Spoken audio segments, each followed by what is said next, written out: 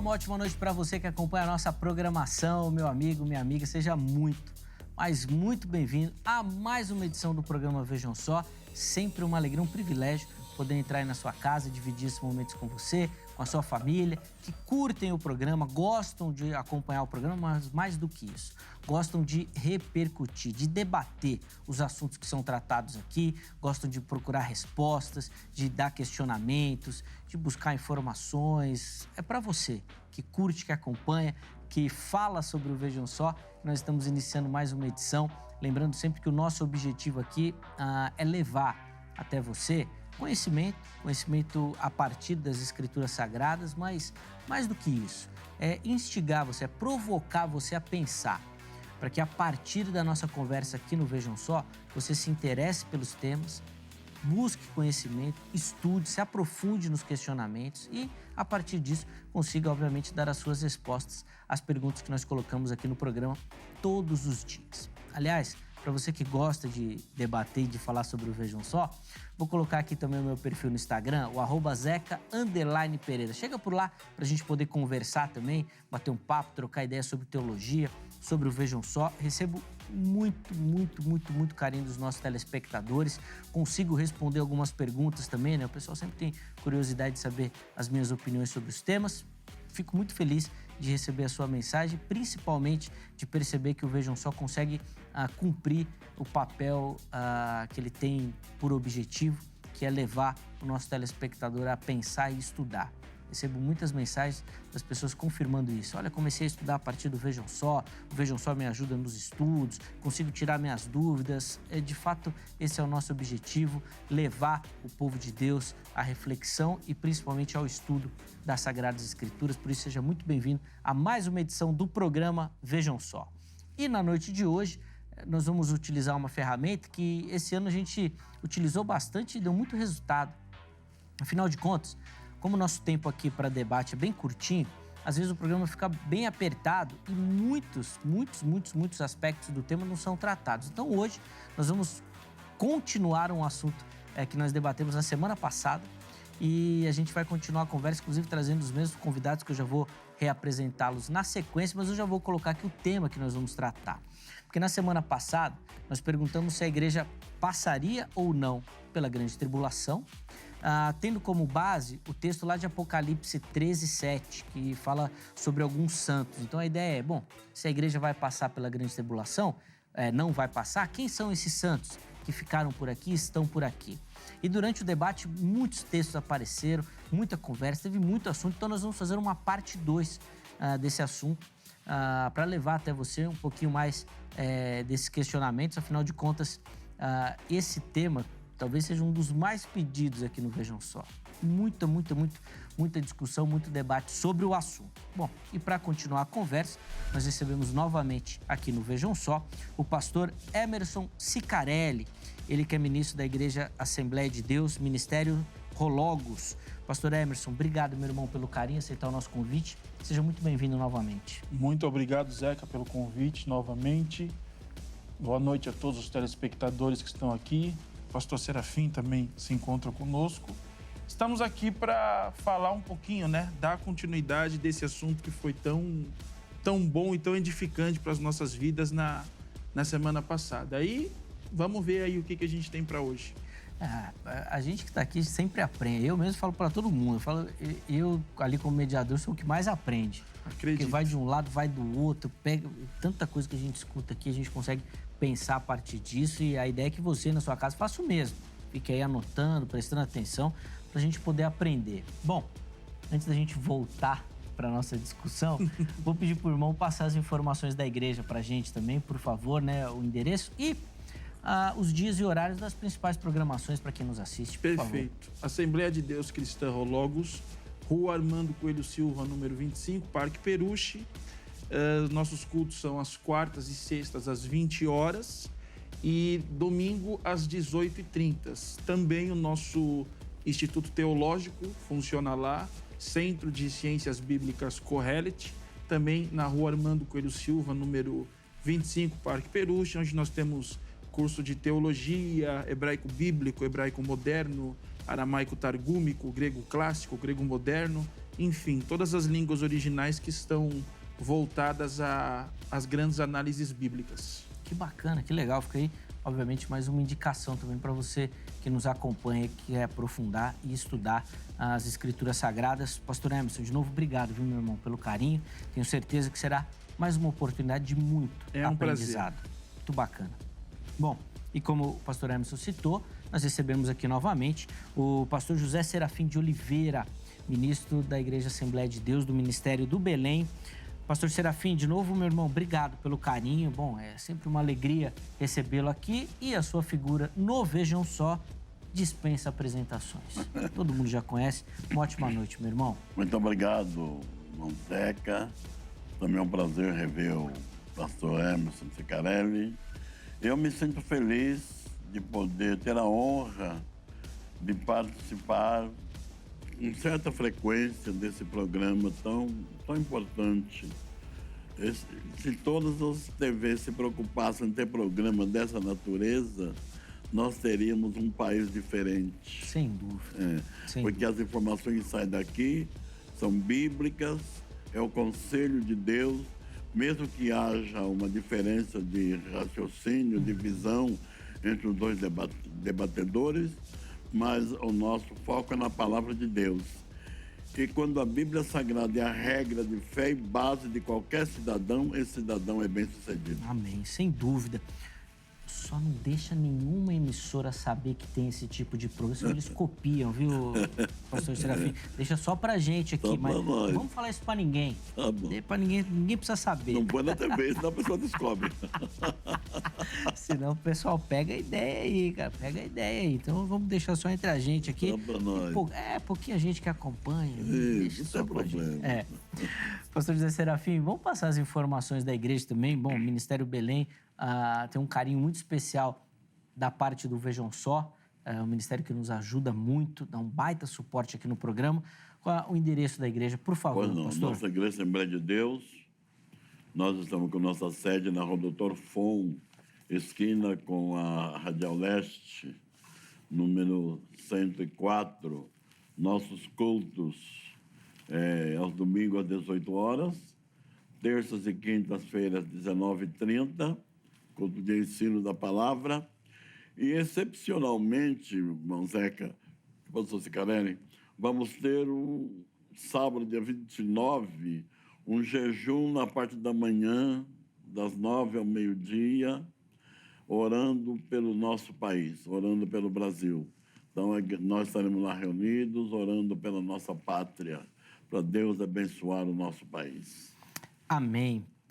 Pastor Serafim, a gente já apresentou na semana passada, então vou dar só uma passadinha aqui para a gente ganhar tempo na conversa, tá bom? Tá bom. Ó, vamos pedir aqui pro pessoal mostrar. São 3 livros que o Serafim trouxe aqui pra gente e, obviamente, que aqui no Vejam Só a gente deixa com muito carinho, né, como uma indicação também para você que nos assiste e quer conhecer um pouquinho mais e melhor das Escrituras Sagradas. Ó, tem esse daqui que é o Deus na Família, tá bom? Onde o Serafim vai abordar um pouquinho sobre essa questão familiar, a criação de Deus, né, da família, dessa instituição tão importante, certo? Vale muito a pena. E tem 2 aqui na sequência. Esse de Daniel, Profecias Atuais. É muito legal esse livro aqui, tá bom? Vale muito a pena. A gente já falou bastante sobre o livro de Daniel aqui no Vejam Só. E tem várias reflexões interessantíssimas do pastor José Serafim, inclusive uma delas que eu gosto muito, pastor, que é Onde Estava Daniel? É verdade. Na hora de adorar está. Tá certo. Procura aqui que você vai achar. E, para finalizar, a revelação do Apocalipse, certo? Que é uma temática que 10 a cada 10 teólogos gostam, curtem. Verdade. E é muito bacana para você conhecer um pouquinho mais sobre o livro do Apocalipse, tá certo? E a revelação. E não ter dificuldades, tá? No estudo, na interpretação do livro e aprender bastante sobre aquilo que a Bíblia diz sobre o nosso futuro. A gente recomenda, tá bom? Inclusive, nós vamos deixar os contatos dos convidados lá no nosso perfil do Instagram. E aí, se você quiser outras informações sobre o material, manda uma mensagem lá para o Serafim e aí ele vai te responder direitinho, vai entrar em contato, vai te explicar como é que você faz para adquirir também os materiais deles, tá bom? Fique lá à vontade, tá certo? Bom, eu já apresentei, então, o tema da nossa discussão. Nós vamos continuar falando sobre essa importante questão se a igreja passará ou não pela grande tribulação. E antes da gente aprofundar, inclusive, alguns textos que o próprio Serafim deixou no programa anterior, pastor Scarelli, eu vou começar pedindo a resposta para a nossa pergunta-tema. O irmão já até mencionou no programa da semana passada que acredita que não passará porque faz uma abordagem preterista das Escrituras. E aí, acho que no programa eu nem consegui perguntar, mas aí eu já aproveito nessa primeira pergunta. O irmão não acredita que passará porque já passou? O irmão vê o ano 70 como um marco desta grande tribulação que a igreja já passou, digamos assim? Veja bem, quando eu defendi na semana passada o pensamento de que a igreja já passou por uma tribulação, não significa que no futuro ela não poderá passar novamente. Por quê? Porque nós sabemos que de tempos em tempos, em todos os séculos, a igreja ela sempre passou por uma grande perseguição. Eu costumo dizer que nas minhas análises eu não discuto fé. Eu sempre trabalho discutindo texto dentro de regras hermenêuticas e exegéticas. E no capítulo 13, verso de número 7, se eu não me engano, quando João fala sobre tal perseguição, eu apresentei alguns argumentos dizendo que aquilo que João falou naquele momento quem eram os santos se a igreja não passa pela tribulação na visão pré-tribulacionista. Eu apresentei exatamente que eram homens que viveram entre meados do século I até o século de número 3, onde passaram por grandes tribulações, grandes dificuldades nas mãos do Império Romano, que, através da figura de Nero, simbolizava aquele animal feroz, né, que João utiliza na sua tipologia, dizendo que é uma das bestas. A primeira besta, Nero; a segunda besta, o Domiciano, que logo em seguida o sucede. Mas não impede de maneira nenhuma em acreditar que a igreja passará novamente pela tribulação. Esse conceito de santos, Zeca, na minha opinião, são mártires. Uhum. São pessoas que escolhem entregar sua vida a Cristo e não aceitar a imposição de um governo onde tenta tomar o lugar do próprio Deus. E também disse, na semana passada, a respeito do anticristo como uma força, uma filosofia, um pensamento, uma ideia que combate a igreja frequentemente e que, em alguns lugares do mundo, já se faz presente aonde o evangelho ele não pode ser anunciado, como Filipinas, China, Coreia do Norte e muitos países ali da famosa janela 1040. Sim. Sem dúvida. Inclusive, falando aqui de Nero, eu lembrei aqui, o irmão até comentou de uma representação do 666, né? Sim. Depois a gente vai até perguntar essa questão para o pastor Serafim também. Mas, pastor Serafim, eu quero, para iniciar a nossa conversa, o irmão, inclusive, defendeu vários textos de que a igreja não passará, será liberta da ira. Inclusive, nós vamos começar falando sobre o texto de Romanos também. Mas eu queria que o irmão comentasse em cima dessa perspectiva que o pastor Scarelli já colocou.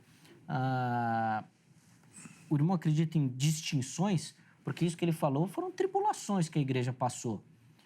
Mas o irmão acredita em uma específica que a igreja será liberta? E por que vai livrar alguns e os outros deixou passar?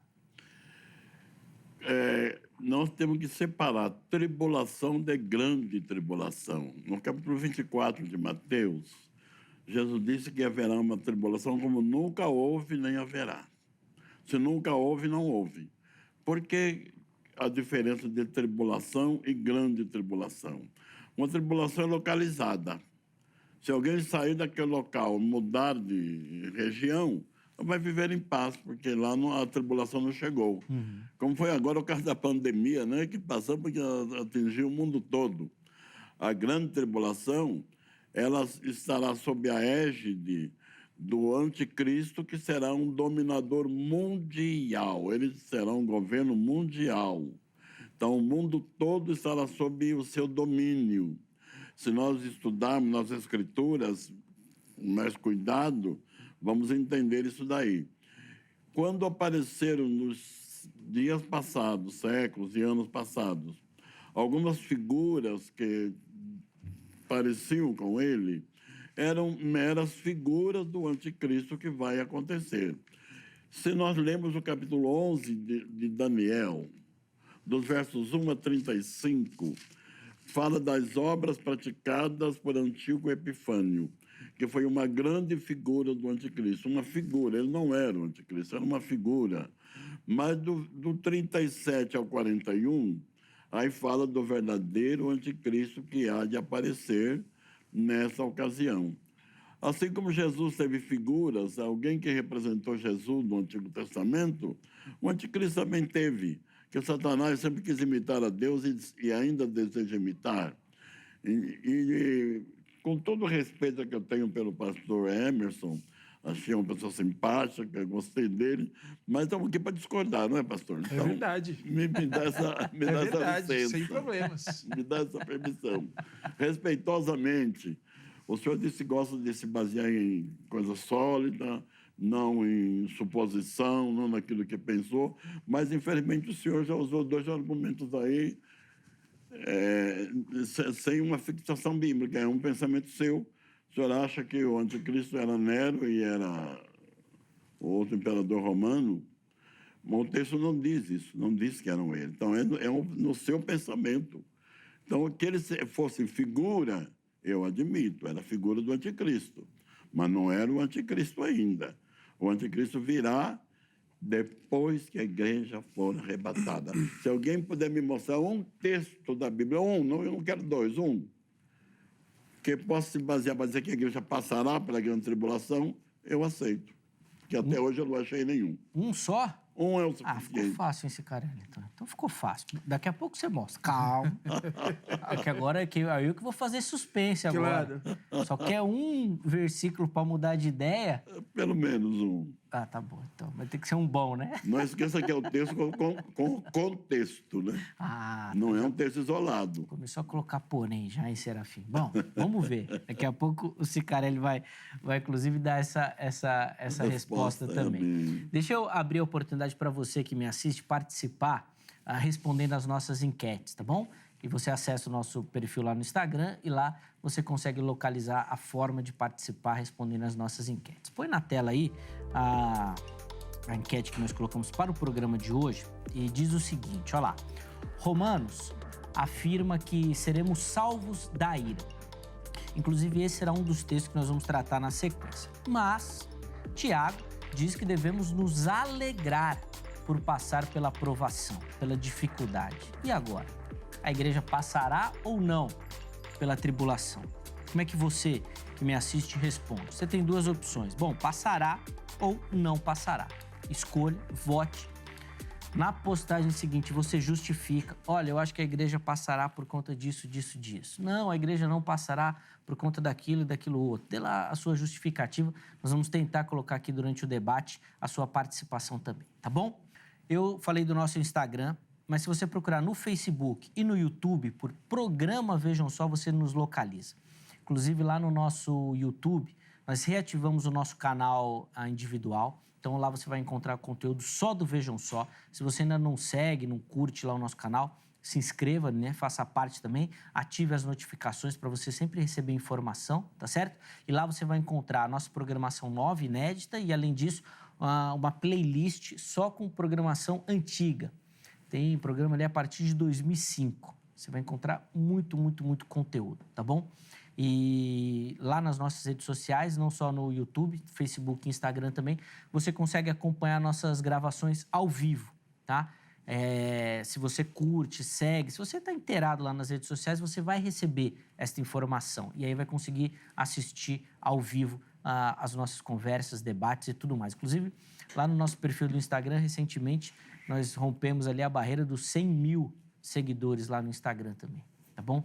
Tem vídeo nosso lá com mais de 1 milhão de visualizações. Então, vai por lá, faça parte dessa comunidade também, ajude a compartilhar, a divulgar o nosso material também, tá bom? Além disso, o Vejam Só está em todas as plataformas de áudio.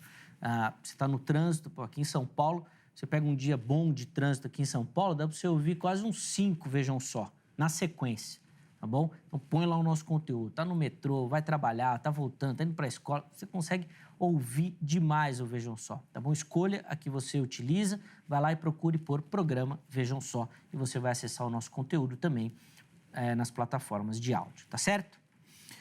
Pastor Scarelli, vou devolver então a palavra ao irmão, porque o pastor Serafim, ele é assim, né?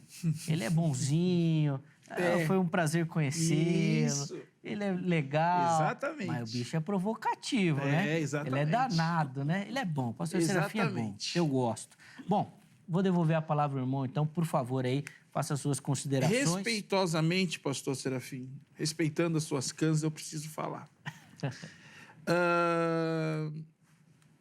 Eu separei aqui alguns textos que o senhor falou na semana passada. O primeiro deles se encontra em Apocalipse 13:10. Se alguém leva em cativeiro irá. Opa, Se alguém matar a espada... Não é isso, não. Foi Apocalipse 13:10? Apocalipse 13... Não, 3, não é 13, não. 13, foi passado para mim 13:10. Não, foi errado, é 13. Mas o senhor recitou esse aqui também. Olha só. Apocalipse 13:10. Se alguém leva cativeiro, em cativeiro irá. Se alguém matar a espada, necessário é que a espada seja morto. Aqui está a paciência e a fé dos santos.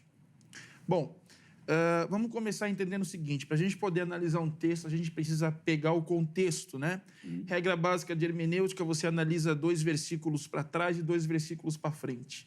Então, bem rápido. Foi-lhe permitido fazer guerra aos santos e vencê-los, e deu-se-lhe poder sobre toda tribo, língua e nação. Aqui nós temos certeza que quem teve poder sobre toda tribo, língua e nação naquela época foi o Império Romano, que historicamente foi o segundo maior do mundo, perdendo apenas para o Império Mongol de Gengis Khan, que vem muito mais à frente na história. O versículo que nós continuamos aqui, que diz, se alguém leva em cativeiro irá, ele se encontra no contexto do versículo 7, porque continua falando sobre os santos.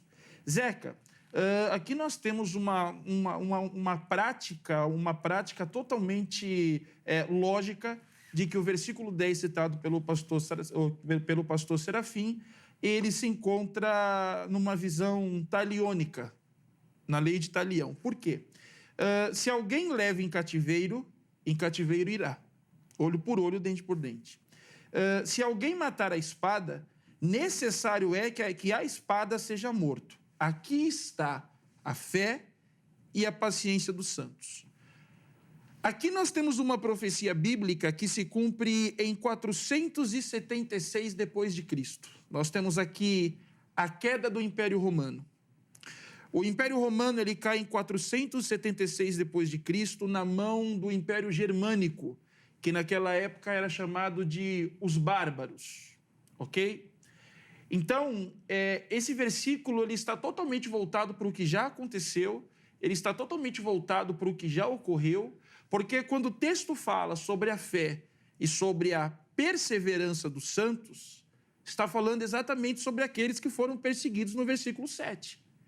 Que eles deveriam aguentar mais um pouquinho, eles deveriam aguentar mais um poucochinho, como diz na carta aos Hebreus, que através da perseverança de passar e de enfrentar a dificuldade, um dia o Império Romano seria destruído. Isso é um fato histórico. Acontece em 476 depois de Cristo. Os germânicos tinham um determinado problema pelos romanos. Por quê? Porque os germânicos eles eram chamados de pagões.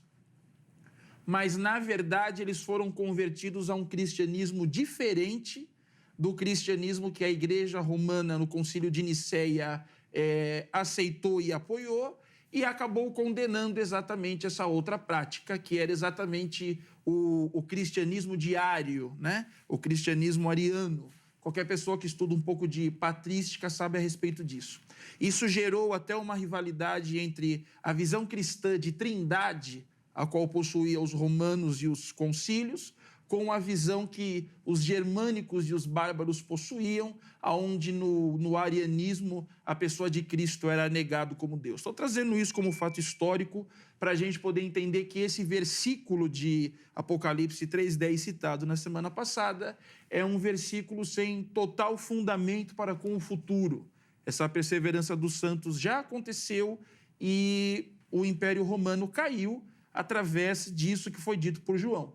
Que se eles esperassem um pouco mais, que se eles permanecessem na fé, lembrando que Apocalipse é um livro de consolo em primeira instância para quem enfrentou as garras do Império Romano, a gente consegue entender que esses santos que estão sendo falados aqui foram os santos que passaram pela tribulação. Eu poderia também falar sobre Mateus 24 com muita facilidade, explicando que 98% do que acontece em Mateus 24 já aconteceu. Nós temos fontes acadêmicas, grandes PhDs, mostrando que o que ocorre em São Mateus capítulo 24 é exatamente a destruição do templo de Jerusalém. A única coisa que falta acontecer é o retorno de Cristo, que os nossos irmãos esperavam para aquela geração, assim como Paulo também esperava em Tessalonicenses, mas que por um mistério celestial não aconteceu.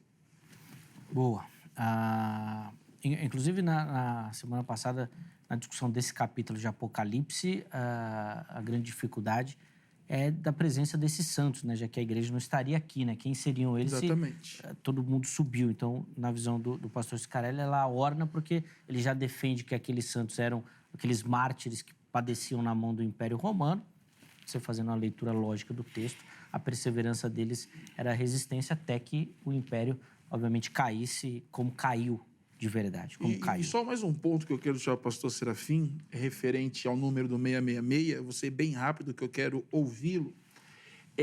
Isso é uma tradição judaica, isso é algo totalmente cultural, o conceito de 666. Nós estamos em uma época, na verdade, que o povo nem hebraico mais falava, o povo falava aramaico palestino, o famoso aramaico suriston.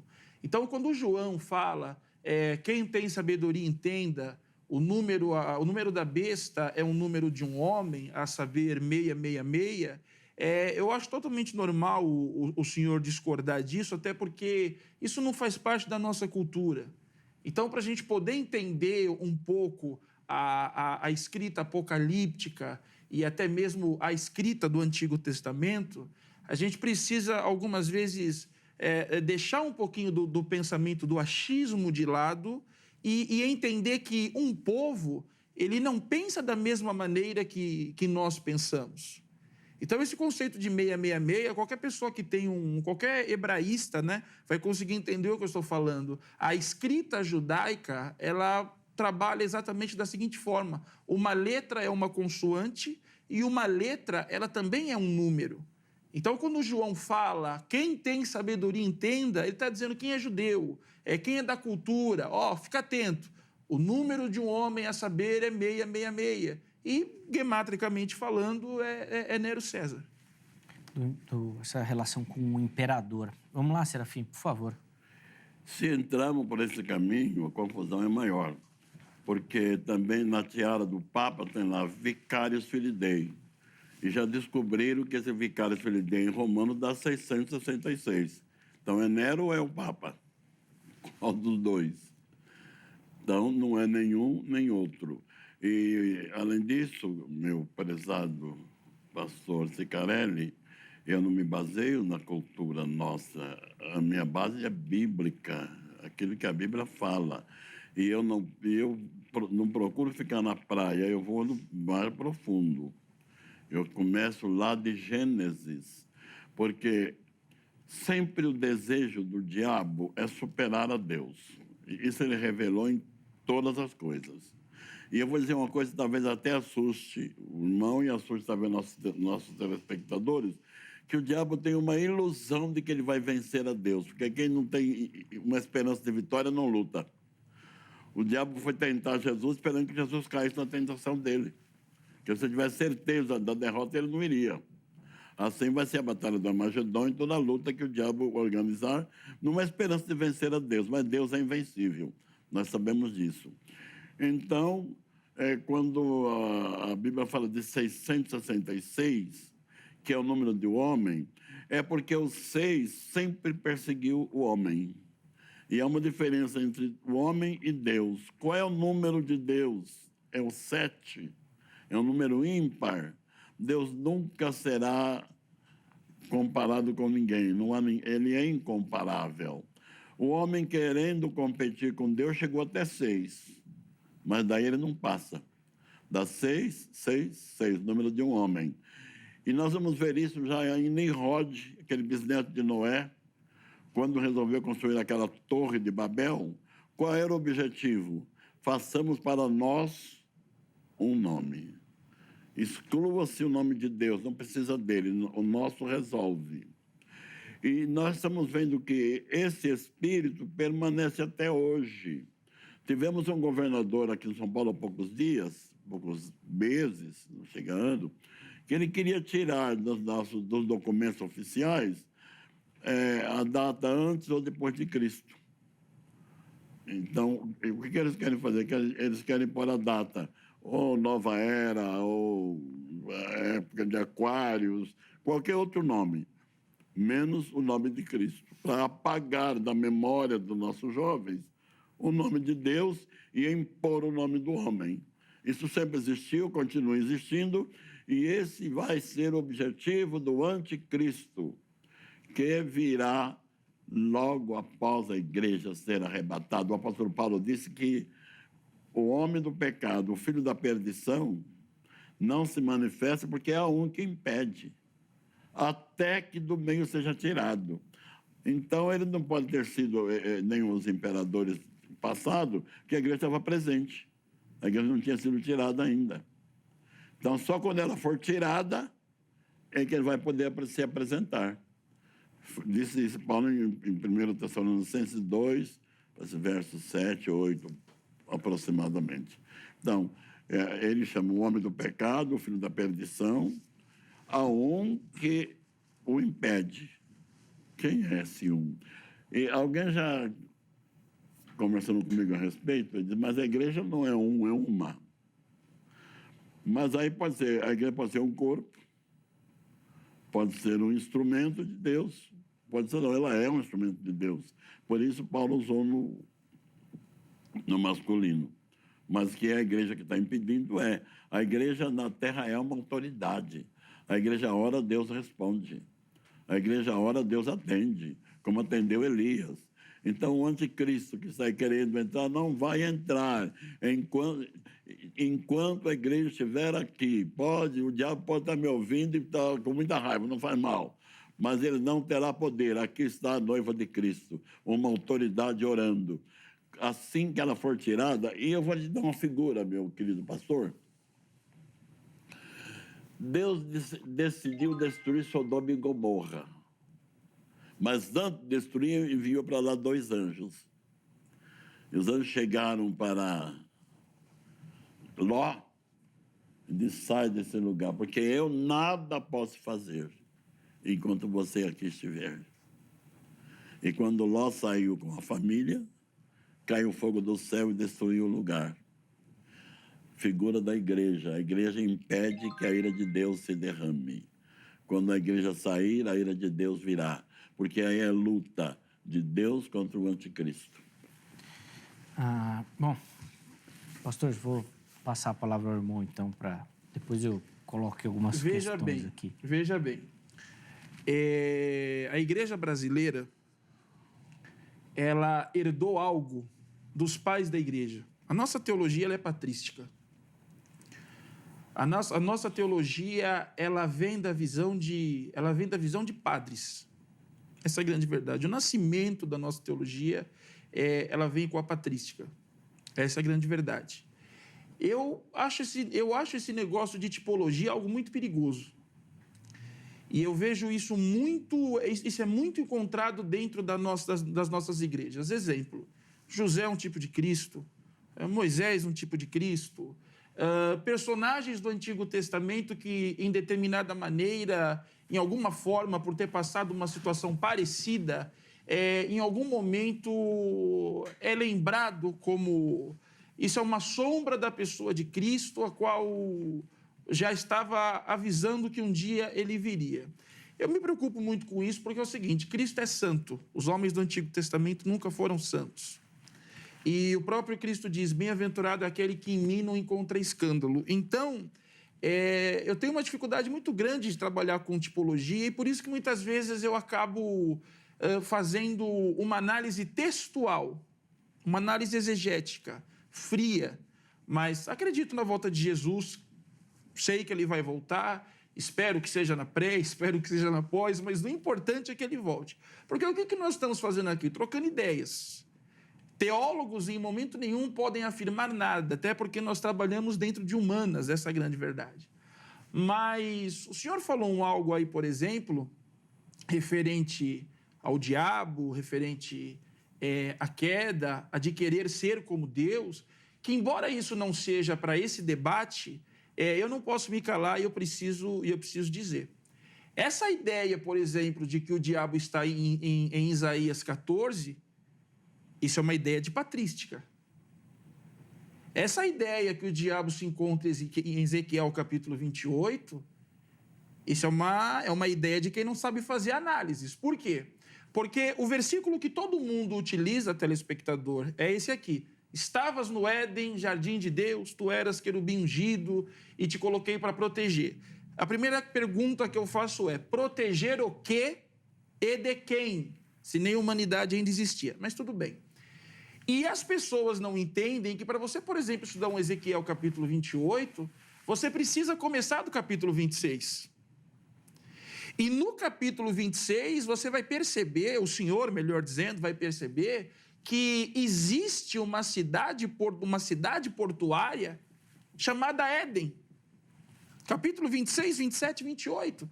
Então, não é necessariamente o Éden que o Adão e que a Eva vivia. Porque, sinceramente, já que é para a gente falar, vamos lá. A base, por exemplo, de que o diabo estava na cobra, de onde vem?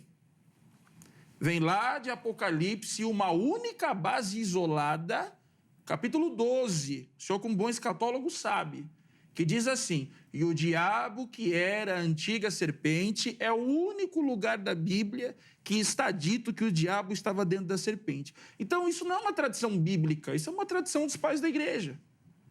Da mesma forma que, se vocês lerem Isaías capítulo 14, vocês vão perceber que o texto está falando a respeito de um rei. O rei Nabucodonosor. O texto fala de morte, o texto fala de enterro. Quando que o diabo foi enterrado? Nunca. O texto fala que os vermes da terra hão de comer o corpo. Quando que Satanás vai ser enterrado e vai passar por um processo totalmente humano como nós passamos? Nunca. Então, textos como Isaías capítulo 14, isso eu debato com qualquer um. Isaías capítulo 14, Isaías capítulo 14, Ezequiel capítulo 28, eles são tipologias da figura de Satanás. Mas, na verdade, em momento nenhum está escrito, nem em grego, nem em hebraico, nem na João Ferreira de Almeida, que ali estava o diabo. E como eu disse no começo, eu não discuto fé, eu não discuto crenças, eu não discuto achismo, eu discuto o texto. E o texto apresentado aqui, que eu acabei de apresentar, ele fala exatamente da queda do Império Romano, gente. A gente precisa entender que os discípulos de Jesus, eles não eram homens letrados.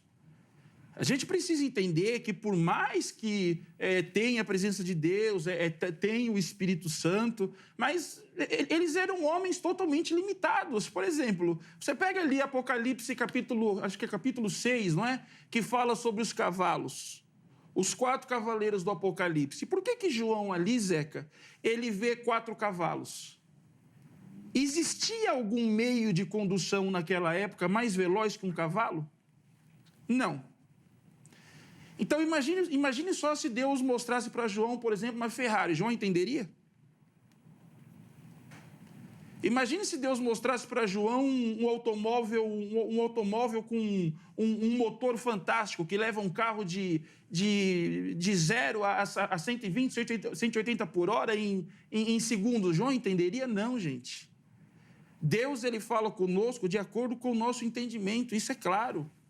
Então, na visão bíblica, eu acredito que Jesus voltará, eu acredito que ainda há de se levantar um grande inimigo na terra que vai perseguir a igreja, ele já está de pé. Eu já falei isso aqui, mas algumas pessoas acham que não perceberam. A gente já tem a China, a gente já tem a Coreia do Norte, a gente tem Filipinas, Afeganistão, a janela 1040.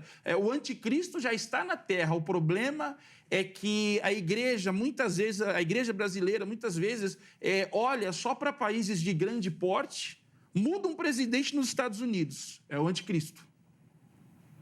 Muda-se o Papa, é o anticristo. Só que a gente nunca vai ter essa habilidade certeira para poder falar sobre isso. O que a gente pode apenas é analisar o texto e esperar, mas de maneira nenhuma afirmar nada. Por isso que eu tenho muito medo de tipologias, que nem o senhor quando entrou em Isaías capítulo 26. Para se entender Isaías capítulo 26, tem que começar do 25. 25, 26 e 27. Então, são 3 textos que estão falando ali sobre um grande problema, o dia da ira, mas todo mundo se esquece do momento político, por exemplo, que Israel vivia na mão dos assírios. Então, a primeira libertação em si, a libertação textual, ela está falando que Deus livraria o povo de Israel das mãos dos assírios. Eu tenho dúvidas, sinceramente, se Isaías conseguiu enxergar 2022. É isso. Apontar à frente. Vou ouvir o Serafim, pastor Scarelli, na volta. Vou pedir para o irmão, então, apresentar os textos que ele fez menção logo no começo, dizendo que ele queria um versículo só para mudar de lado. Tá bom? Eu acho que nem mostrando a Bíblia inteira ele vai mudar, mas tudo bem. Eu aceito a Bíblia, é a palavra de Deus, que é isso. Mas ele fez uma brincadeira que ele sabe que ele vai falar o texto que tem e você vai dar um contraponto. Mas ele vai mostrar. Se tiver sentido... Ele vai mostrar. Eu sou humilde. Se eu tiver errado, eu falo, estou errado, me rendo. Mas já tem que provar. Sim. Aqui no Vejam Só, nunca vi disso. Mas vai que hoje a gente chega lá. Quem sabe, né? Vai que hoje. Bom, quem sabe. Serafim, vou pedir pro irmão fazer alguns comentários em cima da fala do pastor Scarelli e vou colocar só um adendo. O próprio texto de Isaías e outros textos do Antigo Testamento falam muito desse dia do Senhor, um dia da ira, que muitos colocam como esse dia da destruição do templo, porque o Antigo Testamento apontava para uma ira contra a nação judaica e que ali se cumpriu com a destruição da nação. Mas se for isso, então a igreja está fora dessa questão da grande tribulação. Qual foi o quarto que Israel se escondeu e fechou a porta?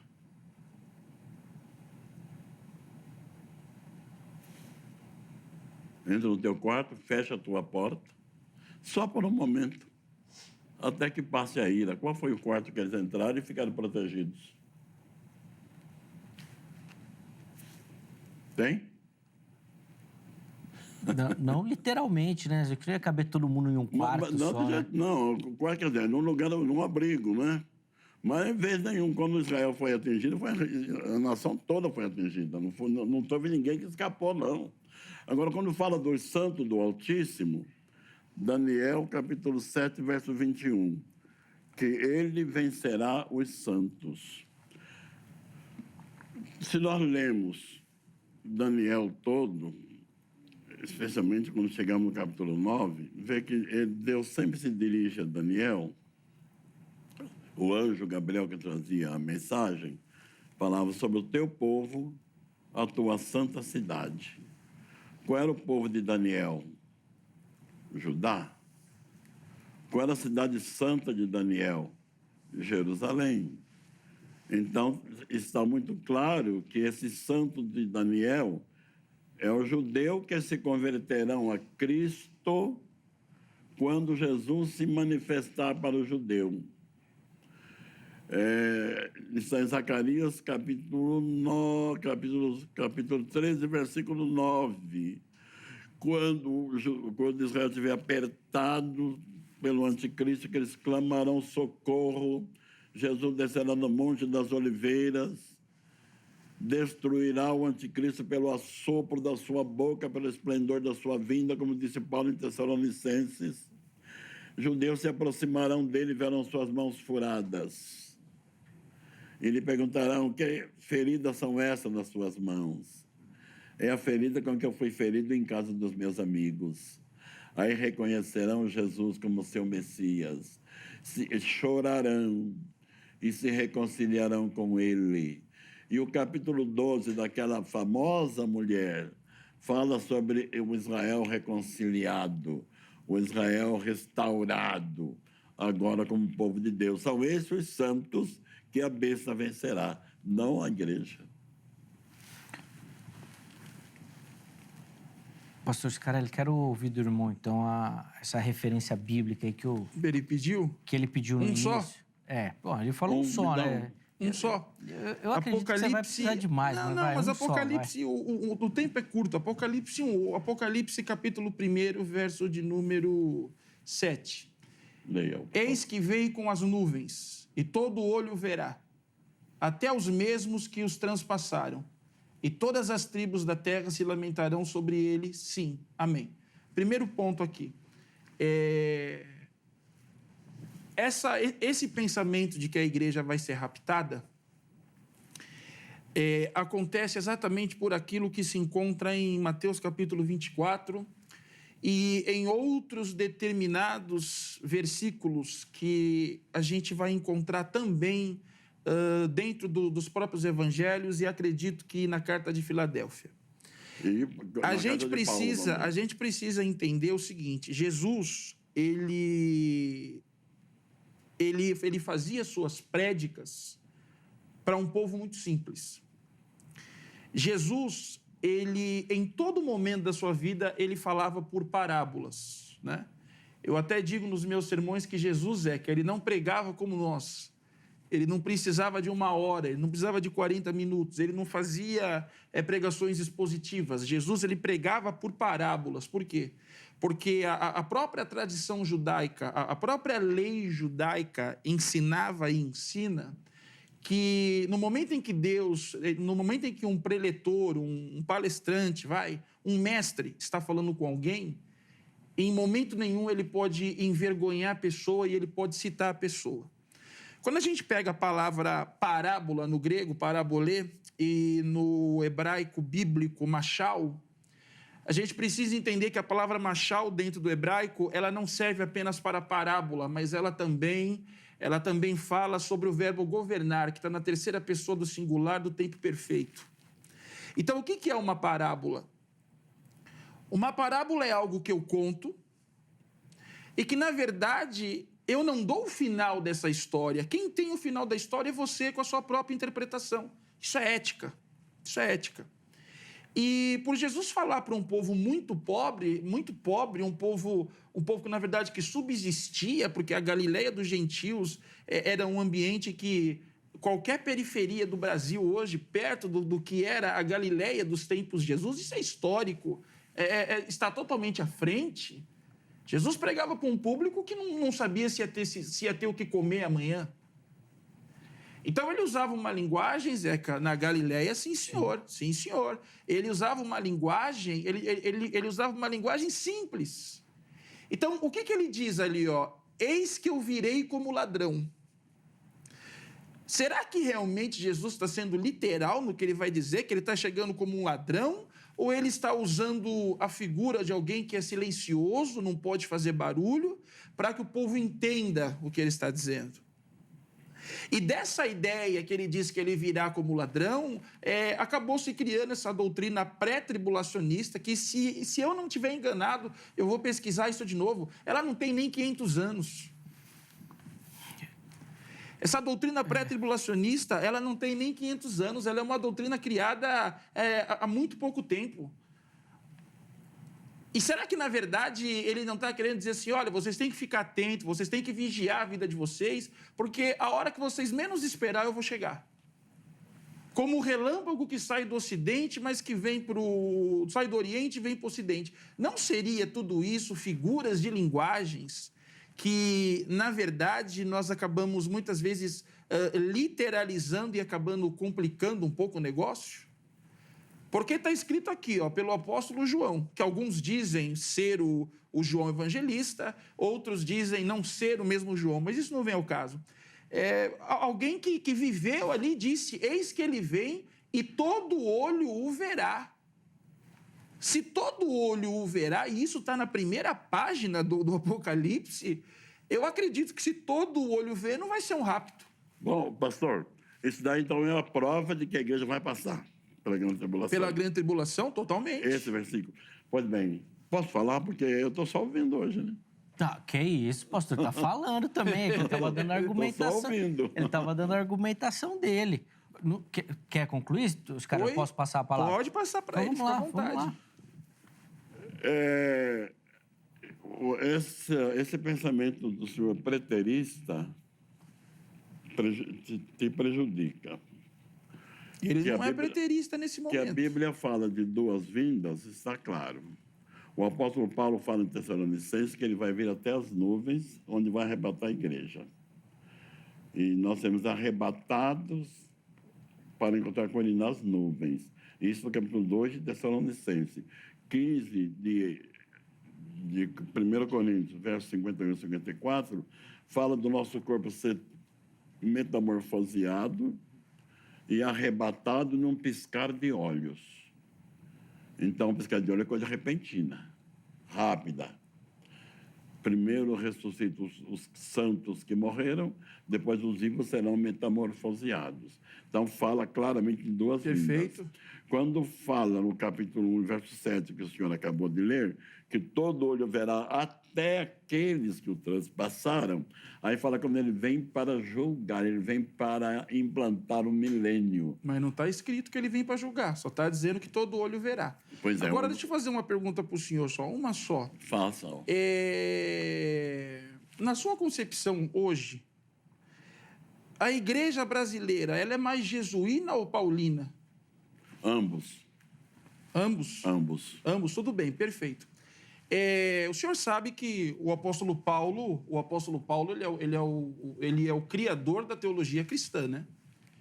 Não, não é o criador, ele é o incentivador. Não, ele é o criador da teologia cristã, até porque judeu não tem teologia. Essa é a grande verdade. A grande teologia vem de Jesus, né? Não, Paulo Jesus não era teólogo. Jesus não era teólogo. Jesus ele era um mestre de ética. Qualquer pessoa sabe que não existe teologia. O que é teologia? Não existe teologia nos evangelhos. Quer dizer teologia? Deixa eu só concluir. O estudo daquilo que a mente humana entende da palavra de Deus. Porque Deus não se estuda. Theo é Deus. Logia é no grego, estudo. perfeito. Então, já é uma coisa grega. Theos, no grego, já é algo grego. A palavra utilizada para essa ciência humana, ela não é nem judaica e nem aramaica. Então, já se vê que isso é algo que vem de fora. Quando o pastor falou, mencionando que Jesus disse, eu venho como ladrão, é claro que, em hipótese alguma, considerar Jesus como ladrão, ele fez uma comparação. O ladrão atinge de surpresa. Ele não manda um aviso, olha, se prepara que eu vou te assaltar. Até há um provérbio nos agentes de segurança que a melhor arma da vítima a melhor arma do ladrão é a distração da vítima. Sim. Porque se perceber que a vítima está percebendo, ele não ataca. Então, Jesus falou, eu venho como ladrão, quer dizer, eu venho uma hora que ninguém espera. Esteja vigilante, preparado para isso. Aí sim, eu concordo que ele fala do arrebatamento. E como se fala de duas vindas... Quando ele usa essa metáfora do ladrão, o irmão acredita que ele está falando do arrebatamento. Do arrebatamento da igreja. Arrebatamento da igreja. Ele fala que vem como ladrão. Entendi. E depois dá até alguns exemplos, não é? 2 estarão numa cama, um será tomado, outro será deixado. 2 estarão no campo moendo, uma será tomada, outra será deixada. Fala da surpresa da sua vinda. E sobre o arrebatamento, nós temos 2 textos fortíssimos. 2 Tessalonicenses, capítulo 2, verso 1 a 10. O apóstolo Paulo é tão claro que nós seremos arrebatados para encontrar o Senhor nos ares. Então, o Senhor vem na nuvem e o Espírito Santo levará a igreja ao encontro de Cristo. É lá que a igreja vai... O mundo não vai perceber, é imperceptível para o mundo. Assim como Jesus ressuscitou, ficou 40 dias no mundo e o mundo não viu Jesus, seus inimigos não viram, só os santos viram Jesus, assim será o arrebatamento da igreja.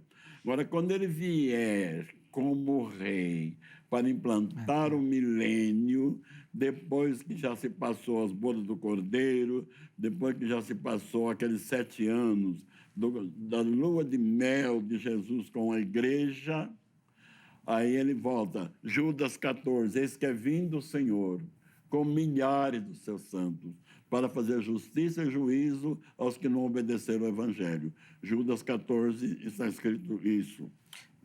Então, aí sim. Aí, o capítulo 6 de Apocalipse disse que os grandes da terra farão uma oração. Rochas caem sobre nós e nos esconda da face daquele que vem para julgar, porque a presença de Deus, de Jesus, os incomoda. E que dirá quando o texto diz que aqueles que o transpassaram o verão? Quer dizer, vão reconhecer Jesus, porque eles vão ressuscitar e vão reconhecer aquele que eles perseguiram. Mas no reino milenar? Antes do milênio, para implantar o milênio. Quando ele vier para implantar o milênio. Vai julgar antes do milênio? Eu confesso que eu perdi aí agora na cronologia. Um julgamento antes do milênio? Não, não é um julgamento antes do milênio. Quando ele vai implantar o milênio, haverá uma ressurreição, está escrito, né? Isso, mas daí da igreja. Não, a igreja foi ressuscitada no arrebatamento. Quando a igreja foi arrebatada, é que os santos ressuscitaram. Quando ele vier para implantar o milênio, não é a igreja que vai ressuscitar. Aí os mortos vão ressuscitar para reinar, para ficar no milênio? Alguns sim, outros não. Porque aí aparece o capítulo 25 de Mateus, onde Jesus fala do julgamento das nações. Porá os bodes à sua esquerda, as ovelhas à sua direita, e aos que estiverem à sua direita, dirá: vinde benditos, possui o reino que vos está preparado desde a fundação do mundo. Quem espera o reino de Jesus milenário? É a igreja ou é só o judeu? O judeu nem espera. O judeu nem crê em Jesus Cristo. Mas eles esperam o Messias. E reconhecerão Jesus como seu Messias no Monte das Oliveiras, quando vê suas mãos furadas. Vão lembrar que eles o venderam Jesus por 30 moedas de prata, assim como uma figura clara de Jesus, que foi José do Egito, foi vendido por 20 moedas de prata. Entendi. Aí vai ter que ser um outro programa para a gente falar disso aí do milênio. Porque o pastor saiu um pouco do nosso assunto. Não, é que ele usou uma referência, enfim, dessa questão do olho, né? Se todos que estiverem aqui verão, todos inclui todos aqueles que estiverem aqui, inclusive a igreja. A igreja não estará aqui. Então, não. Foi por isso que ele usou o texto bíblico. Então, Vamos lá. Quanto tempo, Angélico? Só para eu coordenar aqui. Tá bom. 3 minutinhos. Tá. Cicarelli, Carta de Paulo aos Tessalonicenses. Vamos pegar a espinha dorsal do pensamento paulino sobre arrebatamento, ok? Carta de Paulo aos Tessalonicenses, capítulo 4, verso de número 13. Não quero, pois, irmãos, que sejais ignorantes acerca dos que já dormem, para que não vos entristeçais, como os demais que não têm esperança. Tá? Primeiro ponto, Paulo escreveu a carta aos irmãos de Tessalônica. Então, o primeiro ponto, a carta foi para eles, não foi para nós. Vamos pensar com o pensamento de lá. Não serve para nós. Determinadas coisas, sim. Outras, não. A gente se cumprimenta com o ósculo santo até os dias de hoje? Não. Cumprimenta com a... Ósculo santo até os dias de hoje? Alguns sim, né? Tem alguns Mas não é um mandamento obrigatório. Vamos lá. Porque se cremos que Jesus morreu e ressuscitou, assim também aos que em Jesus dormem, Deus os tornará a trazer com ele. Dizemos-vos, pois, isto pela palavra do Senhor, que nós, os que ficarmos vivos, século I, ok? Para a vinda do Senhor, não precederemos os que dormem, porque o mesmo Senhor descerá do céu com alarido e com voz de arcanjo e com trombeta de Deus, e os que morreram em Cristo ressuscitarão primeiro. Depois, ele fala pela segunda vez, nós, os que ficarmos vivos, época dele, geração dele, seremos arrebatados juntamente com ele nas nuvens, a encontrar o Senhor nos ares, e assim estaremos sempre com o Senhor. Ele disse nós, os que estamos vivos. Ele acreditava que o arrebatamento aconteceria naquela época, não aconteceu. O teólogo errou.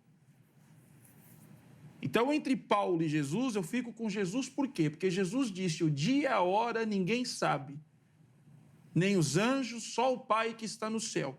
Paulo aqui, ele afirma, nós, os que ficarmos vivos, seremos arrebatados juntamente com ele nas nuvens, a encontrar o Senhor nos ares, e assim estaremos sempre com o Senhor. Portanto, meu tempo vai acabar. Portanto, consolai-vos uns aos outros com essas palavras. Ele diz que essa doutrina, esse pensamento, melhor dizendo, que ele ensinou aqui, do 13 até o 17, ele deve ser usado como consolo para uns aos outros, até o dia em que Jesus se achegue. E, sinceramente, nós usamos isso até hoje. Consolai-vos uns aos outros com essas palavras, mas o entendimento de Paulo é totalmente diferente do que Jesus disse.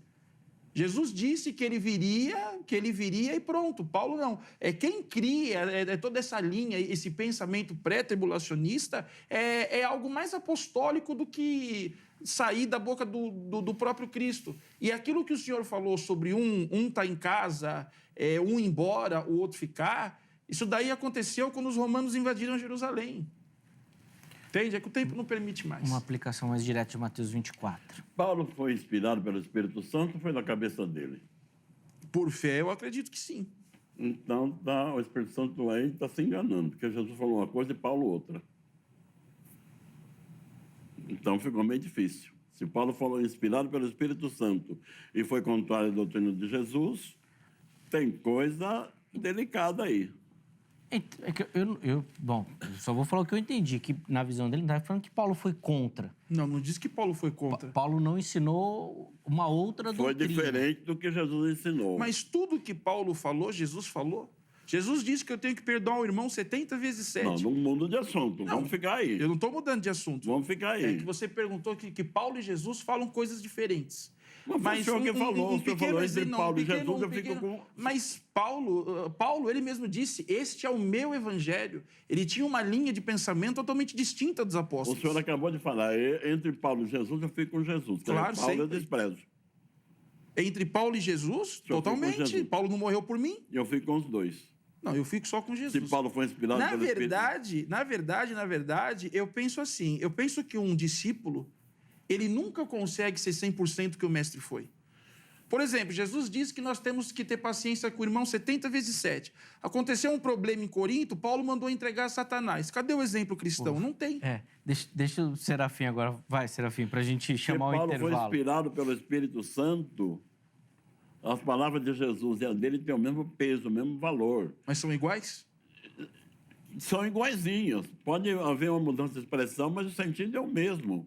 Paulo nunca iria falar contrário ao que falou Jesus, de maneira nenhuma. Respeito, senhor. Porque se é o Espírito Santo que o inspirou, tudo que está escrito, o apóstolo Pedro disse que foi inspirado pelo Espírito Santo. Até as palavras de Paulo. Ele faz questão de mencionar as palavras de Paulo. Mas se a gente pensar nesse aspecto que o pastor Scarelli colocou, Serafim, do nós, Paulo está se colocando junto com aquele povo. Quando ele fala nós, não é local, ele fala nós, igreja. Ele representa aí a igreja e não o povo local. Porque quando Paulo diz assim, meus filhinhos, escrevendo aos Gálatas, por quem de novo eu sinto as dores de parto. Paulo sentia dor de parto? Uma figura de linguagem. É claro que é uma figura. Ele representava a igreja. Quando ele fala nós, os que ficarmos vivos, quer dizer, todos os crentes que estiverem vivos, é esse nós. Não, eu respeito a opinião do senhor. É fé, eu entendo fé. Eu não discuto fé, eu discuto texto. Ele acreditava que o arrebatamento aconteceria na época dele. Não é isso que ele quis dizer. Ele errou. Não é isso que ele quis dizer. Eita, que a discussão tá boa. Ele errou. Dá pra gente fazer uma só do arrebatamento. Paulo não errou nunca nas suas epístolas, naquilo que ele escreveu. Não tem erro nenhum. O Espírito Santo não erra. Deixa eu fazer uma pergunta pro senhor pra gente encerrar isso aqui, então. Até duas, tá bom, então vamos lá. Mas só uma para chamar o intervalo, que eu preciso pro intervalo. O pastor do senhor é inspirado pelo Espírito Santo, correto? Opa, é diferente. Não muda a coisa, não. É diferente. Não, um momentinho só. Uma pergunta só. Veja bem. Todos nós somos um corpo. Todos nós somos inspirados. Mas para cada um, o Espírito Santo não ministra de acordo com as suas habilidades. Diferente, não. De acordo com as suas faculdades mentais. Porque o Espírito Santo inspirou Pedro. Mas Pedro, perto de Paulo, mentalmente falando, Pedro era um coitado. Eu não estou ofendendo o irmão Pedro, mas o que eu estou dizendo é que o Espírito Santo, ele, por exemplo, o Zeca, o que o Zeca faz aqui, se eu sentar no lugar dele, por mais que o Espírito Santo me inspire, eu não vou desenvolver o trabalho tão bem quanto ele. Isso. Serafim, até para complementar, o irmão não acredita numa questão progressiva do conhecimento e da revelação, não do erro, mas num conhecimento progressivo da revelação. Sempre existiu. E aí então, mas daí a gente não pode falar dessa questão do conhecimento progressivo, sim, eu acredito nele. Mas o conhecimento progressivo nunca reprova o que houve anterior. Ele segue na mesma linha. Ele pode se aprofundar, mas a linha é a mesma. Ora, que Jesus é Deus, não se discute. As palavras dele são indiscutíveis. Agora, Paulo, depois que se converteu, porque passou 14 anos na Arábia estudando, ele disse que Jesus lhe foi revelado. Ele falou: o que eu recebi, não recebi de homem, ele diz, mas por revelação de Deus. Então, e o apóstolo Pedro recomenda que o nosso irmão Paulo escreveu coisa difícil de entender. Mas, assim, Paulo, como todas as demais escrituras, foram inspiradas pelo Espírito Santo. Acredito. Então, Paulo falou inspirado pelo Espírito Santo. Mas então, não aconteceu. Não aconteceu, evidentemente que não. A igreja não foi arrebatada então, ainda. Mas ele achava que era para a época dele. Não achava, eu preciso chamar um intervalo. Eu preciso chamar... A Angélica falou que precisa que a gente seja arrebatado. Amém. Intervalo. Para chegar ao intervalo. Eu preciso chamar um intervalo, gente. Depois a gente pode até ver de pensar em um só sobre arrebatamento. Só sobre arrebatamento. Também dá muito assunto também. Vamos para o intervalo. Depois a gente volta no próximo bloco, só considerações finais e uma aplicação para você rapidinho. Vejam só, vai. Mas na sequência nós já estaremos de volta.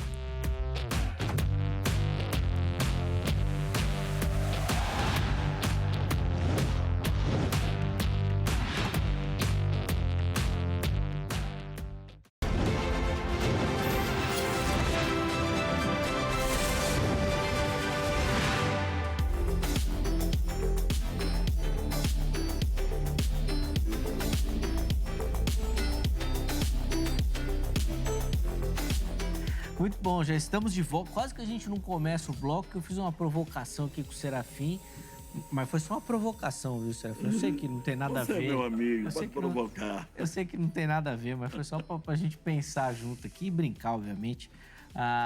Neste bloco, que ele é bem mais curtinho, e como a gente estourou um pouquinho no bloco anterior, eu já vou passar a palavra aos meus convidados para as considerações finais e uma aplicação.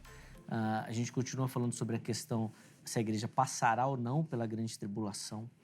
Na verdade, muitos outros temas relacionados à escatologia apareceram aí também. Tenho certeza que foi uma oportunidade muito legal para você que nos assiste de parar, pensar e refletir um pouquinho sobre essa questão.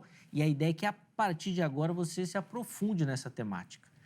Você deu para perceber que você tem um leque de opções, todas elas a partir da leitura do texto bíblico, para você poder se aprofundar, tá bom? Fica aí o convite para você estudar e lapidar aí essa questão da escatologia no seu pensamento também.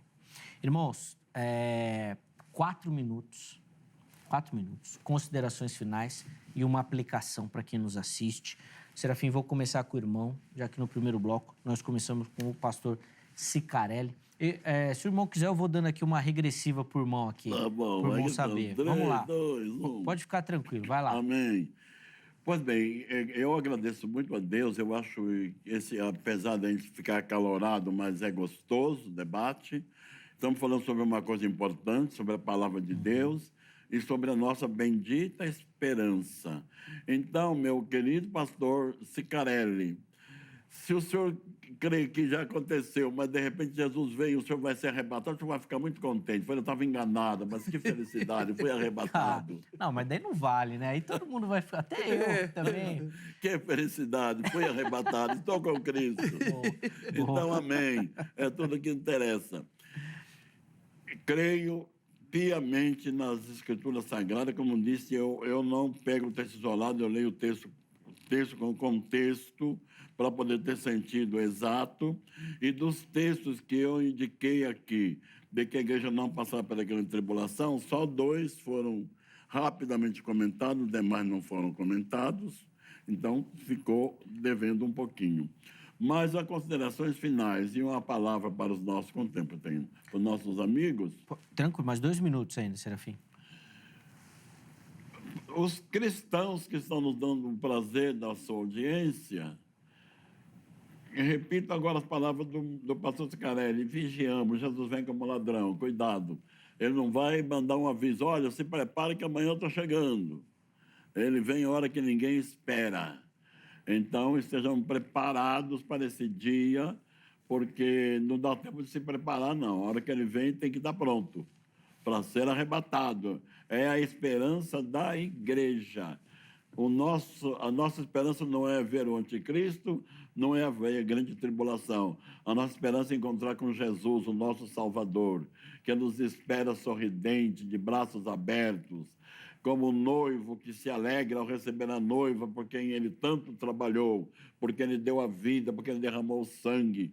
Agora recebe uma noiva transformada, renovada, vestida de vestes brancas, virgem, pura, santa, casta, para viver com ele eternamente. Essa é a esperança da igreja.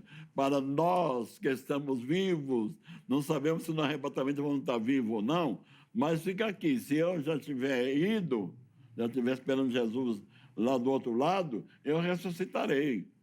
Mas os que estiverem aqui, nós que ainda estamos vivos, não vamos ter privilégio sobre os que já foram, porque os que já foram serão ressuscitados, e os que não foram não provarão a morte, assim como Enoque, o 7º depois de Adão, não provou a morte, porque Deus o arrebatou para si, visto como antes da sua trasladação, alcançou o testemunho de que agradara a Deus. Hebreus capítulo 11,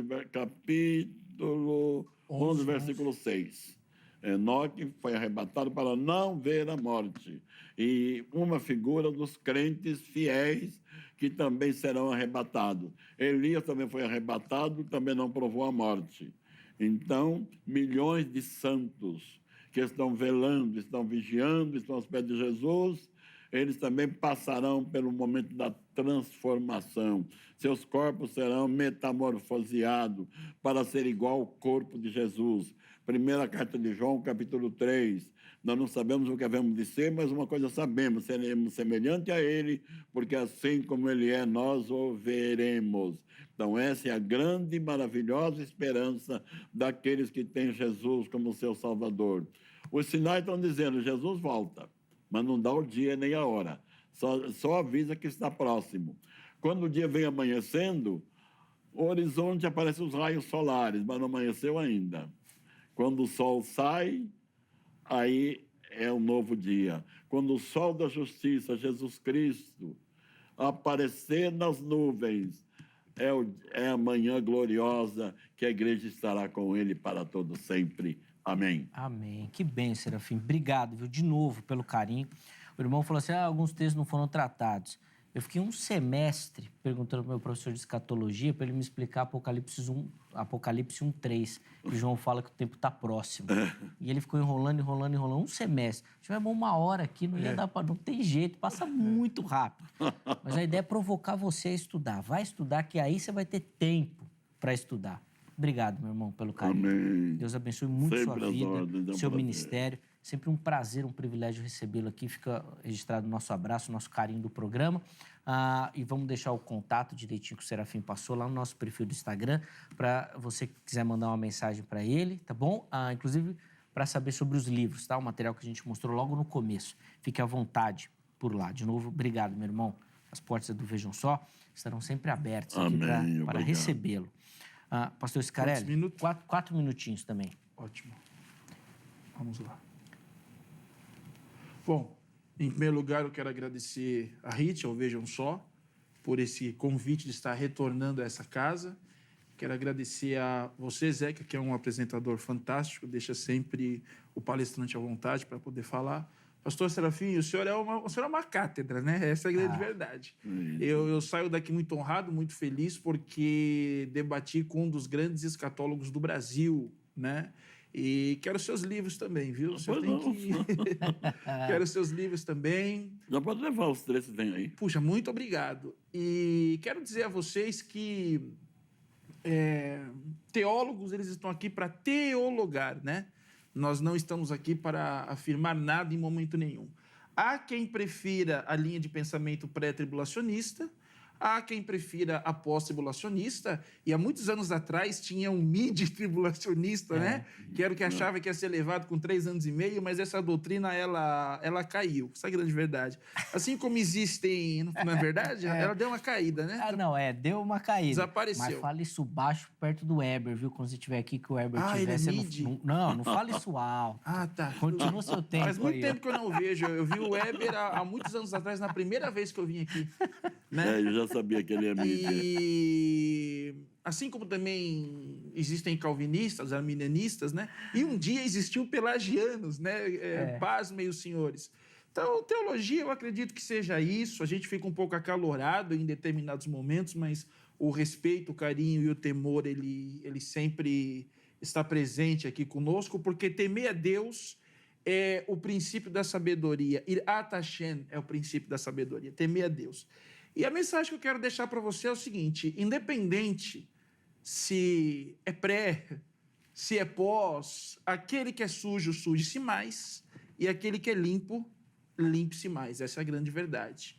Eu digo para você que eu gostaria de pegar o trem do pastor Serafim e escapar de toda essa dificuldade que vai vir pela frente, mas eu acho que não vai dar. Eu acho que a gente vai enfrentar algumas coisas ainda. Mas é isso, eu só tenho a agradecer, eu só tenho a louvar a Deus por essa oportunidade e agradecer também a você, telespectador, que com certeza fez muitos comentários aí, alguns concordando, outros não concordando, mas o importante é que a palavra de Deus ela está sendo anunciada e nós estamos aprendendo poderosamente com tudo isso, né? Quero agradecer a Angélica também, que sempre lembra de mim, e dizer para o pastor Serafim que Judas 14 é apócrifo, viu? Isso aí não vale, é jogo sujo, tá bom? Mas Deus abençoe a todos vocês, eu agradeço desde já e espero, pastor Serafim, que tenhamos mais embates saudáveis para que eu possa continuar aprendendo com a sua formosa sabedoria. Obrigado. Deus abençoe a todos. Amém, obrigado. Agora que o Judas vai dar uma pegada, vai, hein? Vai. Você disse que meu livro é apócrifo? Que negócio é esse? Olha lá, hein?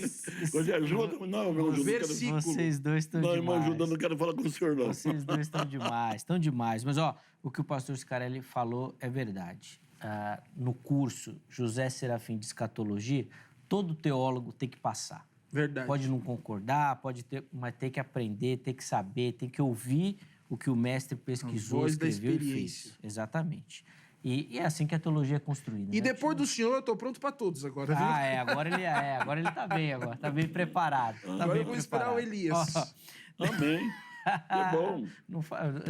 Deixa eu colocar o resultado da enquete. Deixa eu colocar o resultado da enquete, Scarelli. A gente perguntou para você, fez ali uma introdução falando do texto de Romanos e o texto de Tiago, e querendo saber se a igreja passará ou não pela grande tribulação. O resultado da nossa enquete foi o seguinte: 58% dos nossos internautas responderam que sim, a igreja passará pela grande tribulação, 42% dizendo que ela não passará pela grande tribulação. Eu confesso que eu não lembro da semana passada, mas eu acho que mudou. Passará, né? Foi 51 e não passará 49. Eu acho que mudou aí o resultado. Mas, bom, bacana que você votou, que participou, que deu o carinho da sua audiência também. Eu tenho certeza que foi um momento de aprendizado e reflexão para você que nos acompanha, se interessar pelo assunto e começar a ler e pesquisar. Tem muita coisa, tá certo? Encerramos a edição de hoje. Amanhã, se Deus permitir, nós estaremos de volta com mais uma edição preparada com muito carinho e dedicação para você. Um forte abraço e até lá.